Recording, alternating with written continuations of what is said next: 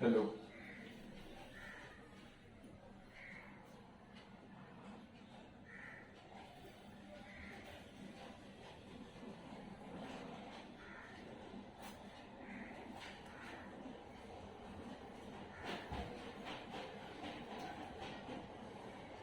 ये यहाँ पे भी दिख रहा है, हाथ भी दिख रहा है।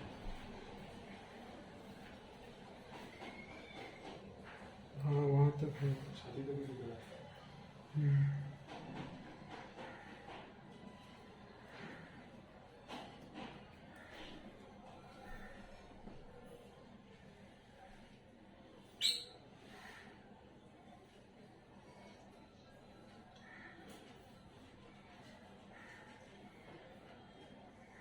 तो आज हम इन्फेक्शियस डिजीज में इन्फ्लुएंजा वायरस के बारे में देखेंगे, स्टडी करेंगे इन्फ्लुएंजा वायरस होता क्या है और कुछ कुछ चीजें उसके बारे में जानेंगे।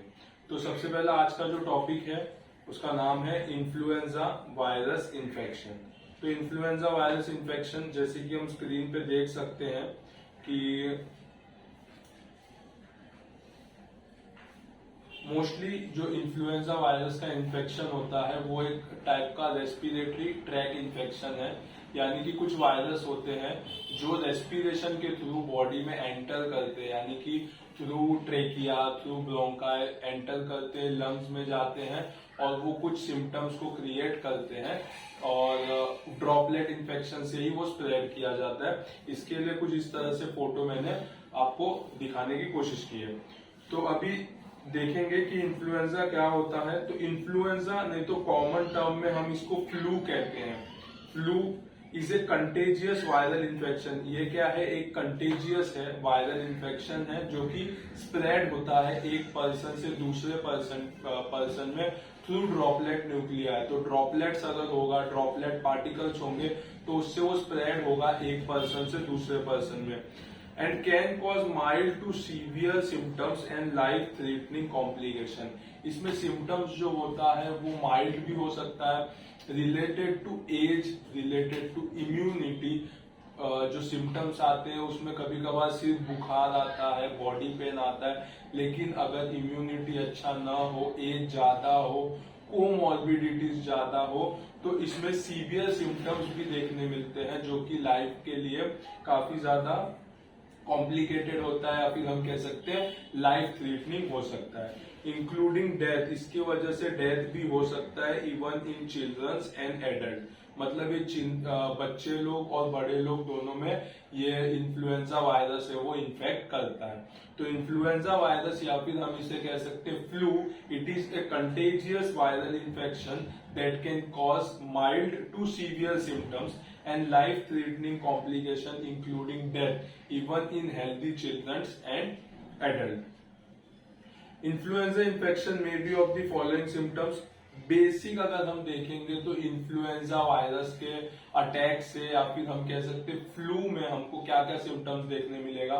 तो सबसे बेसिक चीज होता है फीवर, टेम्परेचर इंक्रीज हो जाता है जिसे हम कहते हैं फीवर। दूसरा होता है एक, यानी कि बॉडी पेन, मसल्स पेन जिसे हम कहते हैं मायल्जिया, या फिर हम कह सकते हैं बॉडी पेन या फिर हेडेक। तो या फिर पेन कहीं पे भी होगा बॉडी में। तीसरा है चिल्स, यानी कि ठंडी लगना या फिर हम कह सकते हैं शिवरिंग, शिवरिंग या फिर हम कह सकते हैं ठंडी लगना। चौथा टायर्डनेस, फटीगेबिलिटी, यानी कि कोई भी काम में मन न लगना, थकावट होना, कुछ भी चीज करने की इच्छा न होना। और सडन ऑनसेट, इसका ऑनसेट काफी सडन होता है, मतलब ऐसा होता है कि यार हम कल तक ठीक थे लेकिन आज क्या है, वायरस के इन्फेक्शन की वजह से हमें बुखार, ठंडी लगना, ये सब चीजें स्टार्ट हो गया है। तो ये सडन ऑनसेट होता है। तो इन्फ्लुएंजा इन्फेक्शन में हमें कुछ कुछ सिम्टम्स देखने मिलते हैं जैसे कि फीवर, एक बॉडी एक बोल सकते हैं, हेडेक बोल सकते हैं, मसल पेन बोल सकते हैं, उसके साथ साथ चिल्स, टायर्डनेस और sudden onset. Various form of influenza virus infection have occurred out an outbreak at different times, sometime with alarming morbidity and mortality in the world. Influenza की इन्फेक्शन काफी बार स्प्रेड हुए हैं और बहुत रैपिडली स्प्रेड होते हैं जिसकी वजह से काफी ज्यादा लोगों की मौत होती है। ये इन्फेक्शन ड्रॉपलेट पार्टिकल से स्प्रेड किया जाता है। इसके लिए इसका स्प्रेडिंग पावर जो होता है वो काफी ज्यादा फास्ट होता है। तो इसकी वजह से काफी टाइम हिस्ट्री में अगर हम देखेंगे तो काफी बार हमने ऐसा देखा है कि इन्फ्लुएंजा का वायरस का आउटब्रेक हो गया है, एंडेमिक हो गया है, बहुत लोगों में एक साथ स्प्रेड हो गया है, जिसकी वजह से हमें काफी लोगों का डेथ भी देखने को मिला है।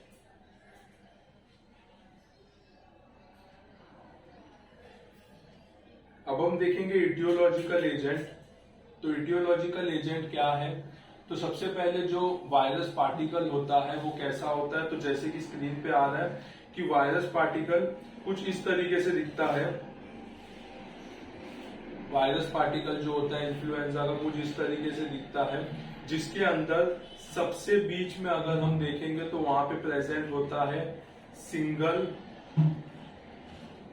स्ट्रैंडेड आरएनए, यानी कि जो आरएनए प्रेजेंट होता है, आरएनए न्यूक्लियोप्रोटीन जो है वो हम देख सकते हैं सिंगल स्ट्रैंडेड है।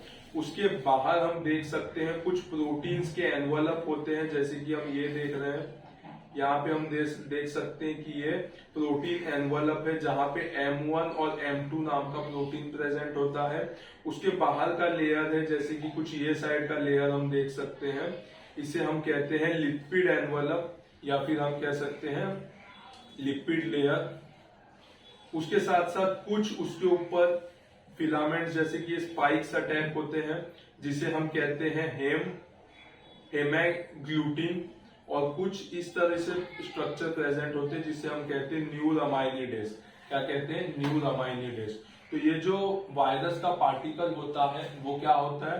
स्पेरिकल होता है, जिसके अंदर सिंगल स्ट्रैंडेड आरएनए प्रेजेंट होता है। उसके ऊपर कुछ प्रोटीन एनवलप्स प्रेजेंट होते हैं, कुछ फैट लिपिड एनवलप प्रेजेंट होते हैं, और उसके ऊपर कुछ एंटीजन प्रेजेंट होते हैं जिसे हम कहते हैं न्यूरामाइनिडेज या फिर हम कह सकते हैं इमैग्लूटिन। तो इसके बारे में हम देखेंगे। तो सबसे पहले कि जो इन्फ्लुएंजा वायरस होता है, वो कितने टाइप का होता है? तो अभी तक इन्फ्लुएंजा वायरस हमने देखा है 3 टाइप का होता है, मोस्ट प्रोबेबली A, B और C। 3 प्रकार का इन्फ्लुएंजा वायरस देखने को मिलता है। Out of this, influenza type A is responsible for most serious and severe outbreak in human being, while B and C cause a mild form of illness। मतलब हम देख सकते हैं कि अगर जो इन्फ्लुएंजा वायरस टाइप ए और B जो टाइप ए जो होता है वो काफी सीवियर होता है, यानी कि काफी ज्यादा हार्मफुल होता है ह्यूमन बीइंग के लिए, और बी और सी जो होता है वो माइल्ड फॉर्म होता है इन्फ्लुएंजा वायरस का।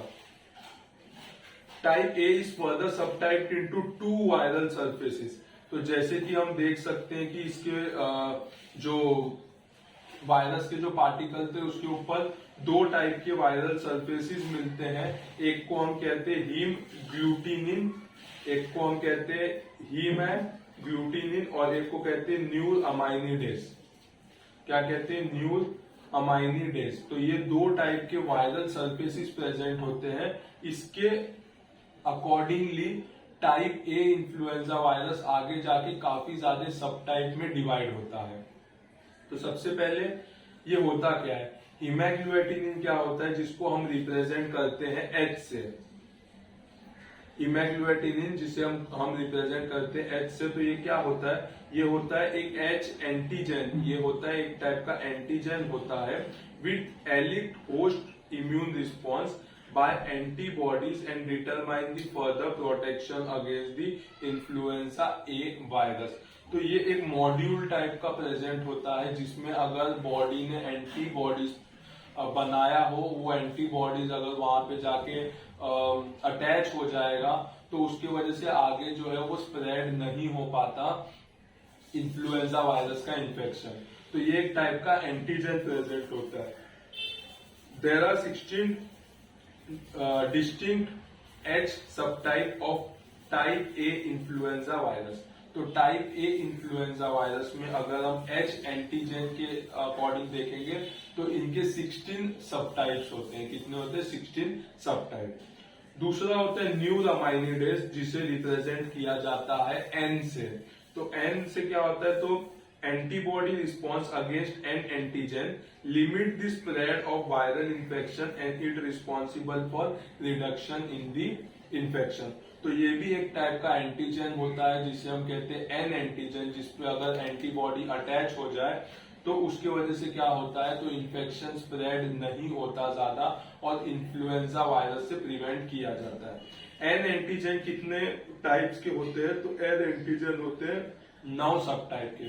तो एन एंटीजन जो होता है वो 9 सब टाइप का प्रेजेंट होता है।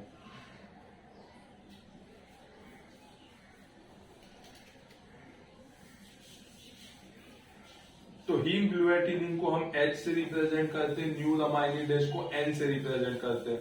तो इसके लिए हम इसे कहते हैं HA एंटीजन, HA यानी कि हीमोग्लूटानिन एंटीजन और NA यानी कि न्यू अमाइनिडेज एंटीजन। तो the HA and NA are important in the immune response against the virus.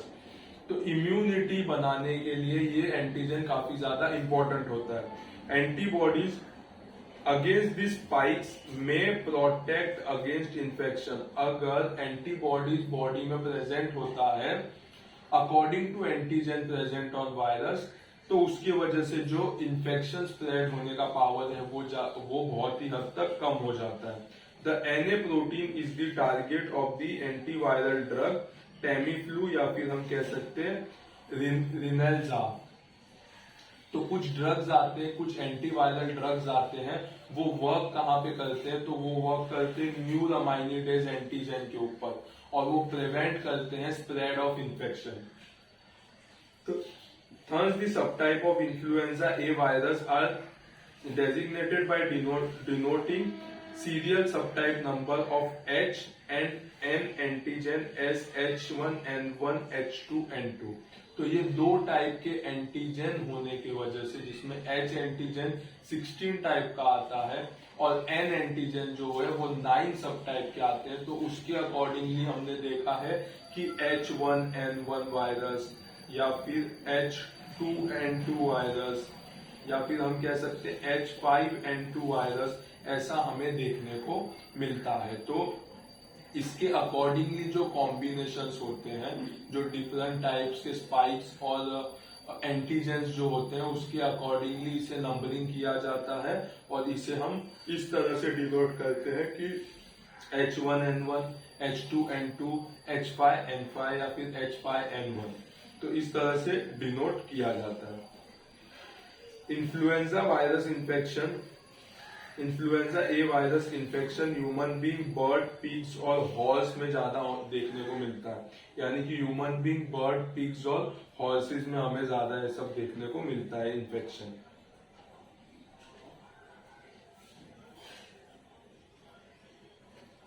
वैसे अगर हम देखने जाएंगे तो काफी ज्यादा इन्फ्लुएंजा वायरस के इन्फेक्शन हमें देखने मिलते हैं, काफी सारे अलग अलग टाइप्स के होते हैं। अगर हम देखेंगे तो अगर H के 16 टाइप्स और N के 9 टाइप्स को अगर हम परम्यूट कॉम्बिनेशन से देखेंगे तो H1N1, H2N2, H2N1, H5N1 ऐसे करके काफी ज्यादा वैरायटी में हमें इन्फ्लुएंजा वायरस देखने को मिलेगा।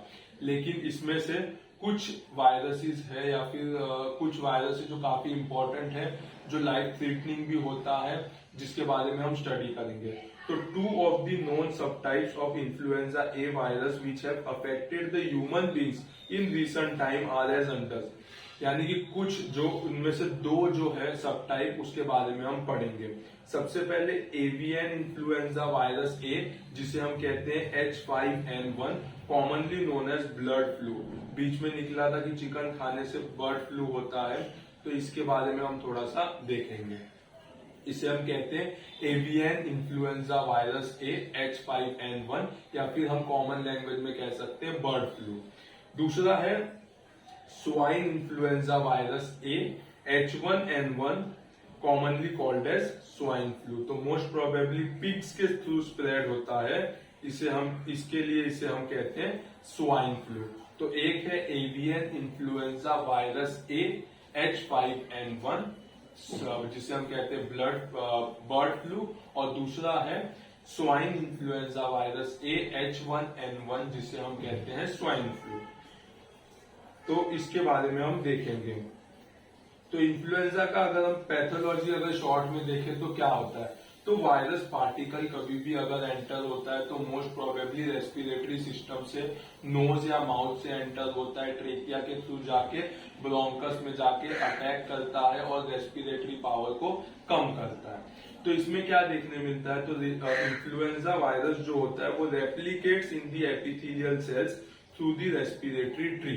तो जो एपिथेलियल सेल्स जो प्रेजेंट होते हैं, जैसे कि हम देख सकते हैं ट्रेकिया है, ये डिवाइड हो रहा है ट्रेकिया, तो इसके अंदर जो भी सेल्स प्रेजेंट होते हैं साइड में, ये सबसे पहले उन्हीं को अटैक करता है, यानी कि एपिथेलियल सेल्स को अटैक करता है, with virus being recoverable from both the upper and the lower respiratory tract naturally और एक्सपेरिमेंटली इन्फेक्टेड। तो मोस्ट प्रोबेबली वो ट्रेकिया और ब्रोंकस में जो है वो काफी अटैक करता है। ट्रेकियोब्रोंकियल चेंजेस इन इन्फ्लुएंजा, अगर हम चेंजेस देखेंगे तो क्या देखने मिलता है, तो अगर एक्यूट स्टेज में देखेंगे तो वहां पे मल्टीपल डिस्ट्रक्शन होता है, जो सेल्स वहां पे प्रेजेंट होते हैं उसका डिस्ट्रक्शन होता है, जिसमें होता है डिस्फॉर्मेशन, यानी कि ऊपर का सरफेस जो होता है, जो ऊपर के सरफेस होते हैं वो रप्चर ऑफ हो जाते हैं, rupture of upper surface, rupture of upper surface of cell, जो सेल होता है या फिर जो एपिथेलियल सेल्स होते हैं उसके अपर साइड के जो लेयर होते हैं वो रप्चर होते हैं, इसे हम कहते हैं disformation of the pseudo stratified columnar epithelium of the trachea and bronchus. तो ट्रेकिया और ब्रोंकस में सेल्स होते हैं जिसे हम कहते हैं pseudo stratified columnar epithelial cells, उसके अपर जो लेयर होते हैं उनका डिस्फॉर्मेशन होता है, यानी कि रप्चर होता है अपर लेयर का ट्रेकिया और ब्रोंकस में। Often only a basal layer of the epithelium remains, oedema and congestion of the submucosa are often marked. तो ऊपर का लेयर अगर घस जाता है तो नीचे के लेयर में एडिमा कंजेशन हमें देखने को मिलता है। इसके साथ साथ अगर हम देखेंगे तो influenza infection of the epithelium of the upper airway passage is also associated with vascular congestion, hyperemia, edema and inflammatory cell infiltration of the tunica propria and submucosa। तो अगर हम देखेंगे तो उसमें पता चलता है कि कंजेशन होने की वजह से वेस्क्यूलर जो ब्लड सप्लाई करता है, जो आर्टरी, वहां पे भी कंजेशन देखने मिलता है। हाइपरएमिया, वायरस का पार्टिकल बढ़ता हुआ देखने को मिलता है। एडिमा, सूजन देखने मिलता है। और कुछ हमारे सोल्जर्स जो है न्यूट्रोफिल्स, मैक्रोफेजिस वहां पे आके एक्यूमुलेट होते हैं, तो उसकी वजह से हमें इन्फ्लामेटरी सेल इनफिल्ट्रेशन देखने को मिलता है। कहाँ कहाँ पे, तो सब म्यूकोजा या फिर हम कह सकते हैं ट्यूनिका प्रोप्रिया जो लेयर होता है वहां पे हमें देखने को मिलता है। जो ऊपर का लेयर होता है वो रप्चर ऑफ हो जाता है, वो घिस जाता है, तो उसके नीचे के लेयर में बाकी सारी चीज जैसे कि एडिमा, न्यूट्रोफिल का इनफिल्ट्रेशन, उसके बाद वेस्कुलर कंजेशन, ये सब चीज हमें देखने को मिलता है। अगर हम और डिटेल में देखेंगे तो 3 कैरेक्टरिस्टिक एल्वियोलर चेंजेस हमें देखने मिलेगा निमोनिया में, अर्ली इन्फ्लुएंजल वायरस निमोनिया में। तो मोस्ट प्रोबेबली ये सब क्या करेगा, तो वायरस जाके डिपॉजिट हो जाएगा एल्वियोलाई में और उसके वजह से निमोनिया होने लगेगा। तो निमोनिया में बेसिकली कुछ कैरेक्टरिस्टिक फीचर्स हमें देखने मिलते हैं। सबसे पहले कैपिलरी थ्रोम्बोसिस। तो जो कैपिलरीज होते हैं, जो छोटे छोटे वेसल्स होते हैं, वहां पे थ्रोम्बोसिस होने लगता है, ब्लॉकेजेस आने लगते हैं, जिसकी वजह से आगे की तरफ ब्लड सप्लाई नहीं हो पाता। Focal necrosis of the alveolar wall. तो जो एल्वियोलार का जो वॉल होता है, ये अगर हम बोलेंगे एल्वियोला है, तो इसके जो वॉल्स होते हैं, जो ये साइड में जो है, इसे हम वॉल्स कहते हैं। तो ये जो वॉल्स होते हैं वहां पे ब्लड सप्लाई डिक्रीज हो जाता है, जिसकी वजह से हमें नेक्रोसिस देखने मिलता है, फोकल नेक्रोसिस देखने मिलता है एल्वियोलार वॉल में। और डेवलपमेंट ऑफ हाइलाइन मेम्ब्रेन। तो जब भी ये डिस्ट्रक्शन हो जाता है, ये एल्वियोलाई का नेक्रोसिस होने के बाद अगर डिस्ट्रक्शन हो जाता है, तो डिस्ट्रक्शन होने के बाद कुछ मेम्ब्रेन हमें देखने को मिलते हैं जिसे हम कहते हैं हाइलाइन मेम्ब्रेन। क्या कहते हैं? Hyaline membrane. तो एल्वियोलाई का डिस्ट्रक्शन होने के बाद हमें कुछ मेम्ब्रेन दिखने लगते हैं जिसे हम कहते हैं hyaline membrane. Early lesion of the alveolar epithelium are often difficult to detect because of the hyperemic hemorrhagic edematous pneumonia developed with the infection। तो मोस्ट प्रोबेबली लंग का इन्फेक्शन होने की वजह से अगर स्टार्टिंग में अर्ली स्टेज में हम देखेंगे तो हमें कुछ भी ठीक से नहीं देखने मिलेगा, क्योंकि वहां पे एडिमा होगा, हिमरेज होगा, निमोनिया डेवलप होगा। लेकिन धीरे धीरे कुछ वीक्स के बाद हमें पता चल जाएगा कि पेशेंट को इन्फ्लुएंजा वायरस हुआ है, पेशेंट को निमोनिया है, और ये सब चीजें हमें देखने को मिलेगी। तो मोस्ट प्रोबेबली जो इन्फ्लुएंजा वायरस है वो स्प्रेड होता है रेस्पिरेटरी सिस्टम से। रेस्पिरेटरी सिस्टम में वो सबसे पहले क्या करता है? अटैक करता है ट्रेकिया और ब्रोंकाई के एपिथेलियल सेल्स को। उसके आगे जाके वो एल्वियोलाई को अटैक करता है और निमोनिया डेवलप करता है और अपने इन्फेक्शन को बढ़ाता है। इसके बाद हम देखेंगे बर्ड फ्लू और स्वाइन फ्लू के बारे में थोड़ा सा पढ़ेंगे। तो बर्ड फ्लू यानी कि हमने क्या देखा, इसका दूसरा नाम है एवियन इन्फ्लुएंजा वायरस ए H5N1, उसे हम कहते हैं बर्ड फ्लू। तो जैसे कि मैंने यहाँ पे बताया है, चिकन है, बीच में हमने बहुत सुना था कि चिकन खाने से बर्ड फ्लू होता है, तो ये वही है, कुछ चिकन से स्प्रेड होता है, यानी कि बर्ड से स्प्रेड होने के चांसेस होते हैं, इसके लिए इसे हम बर्ड फ्लू भी कहते हैं। H5N1 subtype of influenza type A virus infection causes acute respiratory syndrome, which is the human form of bird flu or the avian influenza। Most probably जैसे कि मैंने बताया, इन्फ्लुएंजा वायरस जो होता है वो अटैक करता है रेस्पिरेटरी सिस्टम को। तो जो H5N1 वायरस होता है उसकी वजह से सीवियर एक्यूट रेस्पिरेटरी सिंड्रोम देखने मिलता है, जो कि एक टाइप का ह्यूमन फॉर्म है, जो बर्ड ह्यूमन फॉर्म का वायरस है जो बर्ड से स्प्रेड किया जाता है। तो which is the human form of bird flu और the avian influenza. Earlier, there have been outbreak in the poultry birds in different part of the world, resulting into slaughtering of millions of infected chickens every year। Most probably ये किससे spread होता है? तो chicken से spread होता है। बीच में हमने देखा था काफी ज्यादा स्प्रेड हुआ था, तो मोस्ट प्रोबेबली इसका स्प्रेड होने का रीजन था कि जो इन्फेक्टेड बर्ड्स होते हैं या फिर जो इन्फेक्टेड चिकन होते हैं उनको काट के बेचा जाता है, और उसका इंजेक्शन करने से ही बहुत लोगों को बर्ड फ्लू हुआ था। तो ये एक काफी खतरनाक आउटब्रेक था। तो मोस्ट प्रोबेबली चिकन अगर इन्फेक्टेड है तो उसे नहीं खाना चाहिए, या फिर हम कह सकते हैं उसे हम डिस्ट्रॉय, या फिर हम कह सकते हैं बरी कर देना चाहिए। वो चिकन का यूज कहीं पे भी नहीं करना चाहिए। तो बहुत सालों में, पिछले कई सालों में देखा है हमने, तो बर्ड फ्लू का आउटब्रेक हमें देखने को मिला है काफी ज्यादा पार्ट में। क्यों देखने मिलता है? तो जो भी है चिकन इन्फेक्टेड रहते हैं उनके काट के उनका जो मीट है वो बेचा जाता है, और वो लोग खाने की वजह से इन्फेक्ट होते हैं बर्ड फ्लू से। पैथोजेनेसिस में देखेंगे तो हमें पता चलेगा कि SARS is caused by influenza type A H5N1 respiratory virus, also called as SARS associated corona virus.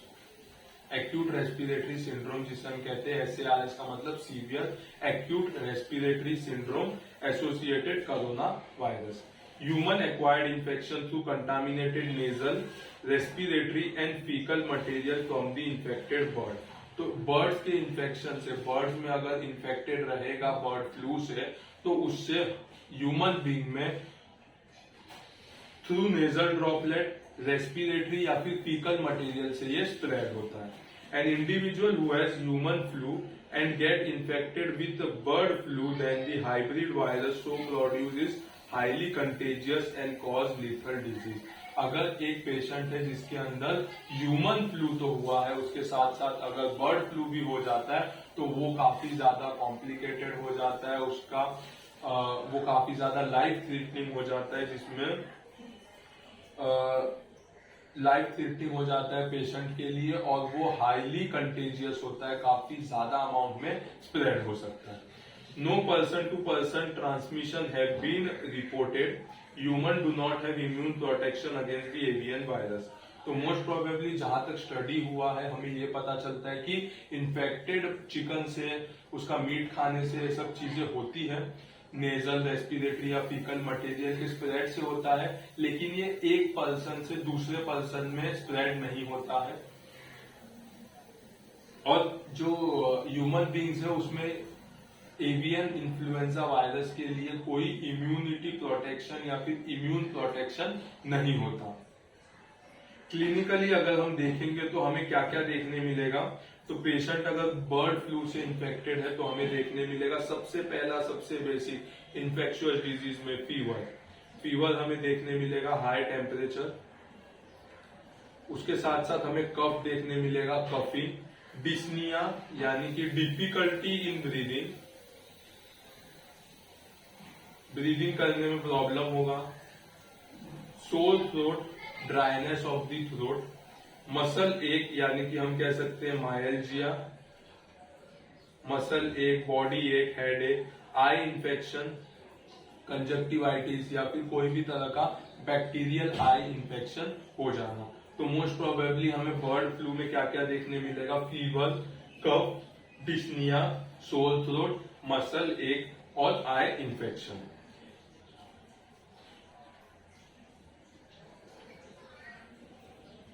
Soon the patient develop viral pneumonia, extend on the X-ray chest and acute respiratory distress and terminally kidney failure। अगर patient को bird flu होता है तो basically सबसे पहला respiratory system को attack करता है, वहां पे वायरल या फिर हम कह सकते हैं निमोनिया डेवलप करता है जो कि वायरल ओरिजिन का होता है, जो कि हम चेस्ट एक्सरे पे देख पाते हैं। धीरे धीरे एल्वियोलाई का डिस्ट्रक्शन होने लगता है जिसकी वजह से हमें एक्यूट रेस्पिरेटरी डिस्ट्रेस सिंड्रोम देखने मिलता है और इस सब का इफेक्ट जो होता है वो किडनी पे भी होने लगता है और हमें बेसिकली टर्मिनली किडनी फेलियर देखने को मिलता है। Since vaccine is yet being developed, the available measures are directed as prevention of infection such as by killing the infected poultry birds and isolation of the infected cases। Most probably अगर कोई bird flu या फिर किसी भी bird में flu हुआ है तो उसका इंजेक्शन या उसको किधर उसका यूज नहीं करना चाहिए, खाने के लिए, मीट के लिए या फिर उसके आजू बाजू में नहीं रहना चाहिए। और जो केसेस हमारे पास आए हैं उसे 7 डेज 10 डेज के लिए एकदम से आइसोलेट करना काफी ज्यादा जरूरी है।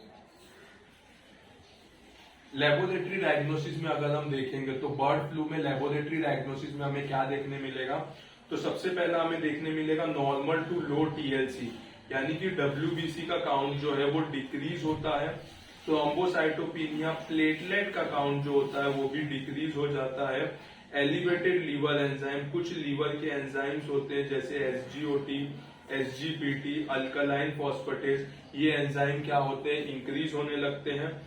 वायरस के बारे में कैसे पता चलता है, तो virus isolation by RTPCR, respiratory sample, plasma, urine या फिर स्टूल। पेशेंट के प्लाज्मा, यूरिन या फिर स्टूल में से आरटीपीसीआर के थ्रू क्या करते हैं, वायरस का आइसोलेशन किया जाता है, नहीं तो फिर टिश्यू कल्चर किया जाता है। कोई भी टिश्यू को कल्चर पे ग्रो किया जाता है, उसके बाद पता लगाया जाता है कि कौन सा वायरस प्रेजेंट है। और detection of antibodies by ELISA test, body में एंटीबॉडीज है कि नहीं उसके बेसिस पे भी पता चलता है कि एंटीजन है या नहीं। जब एंटीजन होगा तो ही एंटीबॉडीज प्रिपेयर होते हैं। तो मोस्ट प्रोबेबली लेबोरेटरी डायग्नोसिस में क्या देखने मिलेगा, तो नॉर्मल या फिर लो टीएलसी काउंट, उसके साथ साथ thrombocytopenia, decrease platelet, liver enzyme increase रहेंगे, virus isolation by RTPCR, tissue culture, detection of antibody by ELISA.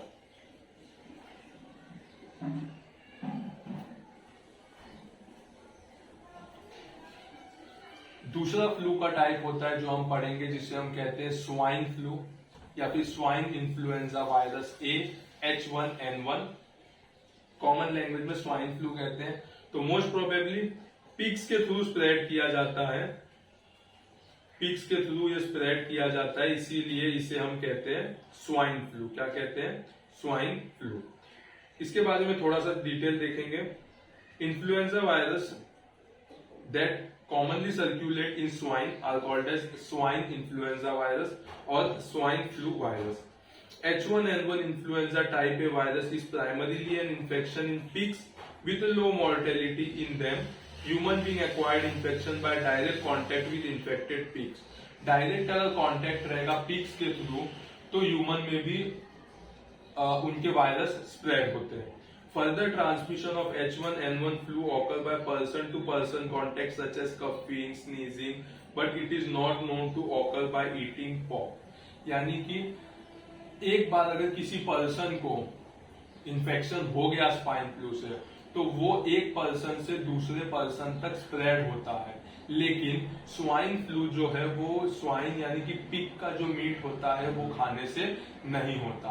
तो मोस्ट प्रोबेबली जो चिकन का फ्लू या बर्ड फ्लू होता है वो एक पर्सन से दूसरे पर्सन में स्प्रेड नहीं होता, लेकिन जो स्वाइन फ्लू है वो एक पर्सन से दूसरे पर्सन में स्प्रेड होता है। बेसिकली दोनों में हमें सेम ही सिम्टम्स देखने मिलते हैं, यानी कि रेस्पिरेशन के थ्रू जो ड्रॉपलेट्स होते हैं वो स्प्रेड होते हैं, वो जाके ट्रेकिया, ब्रोंकाई और एल्वियोलाई को डिस्ट्रक्ट करते हैं, जिसकी वजह से एक्यूट रेस्पिरेटरी डिस्ट्रेस सिंड्रोम देखने मिलता है और पेशेंट का उसकी वजह से डेथ भी हो सकता है।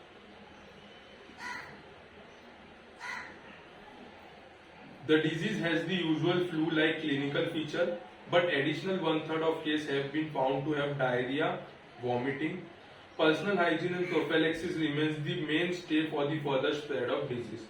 Most probably जो फ्लू के सिम्टम्स होते हैं, जैसे कि हमने देखा फीवर, माइल्जिया यानी कि हम कह सकते हैं बॉडी एक, चिल्स, ये सब सिम्टम्स हमें देखने को मिलता है, लेकिन उसके साथ साथ कुछ केसेस में हमें डायरिया और वॉमिटिंग भी देखने को मिलते हैं, यानी कि उल्टी और जुलाब भी हमें देखने को मिलता है।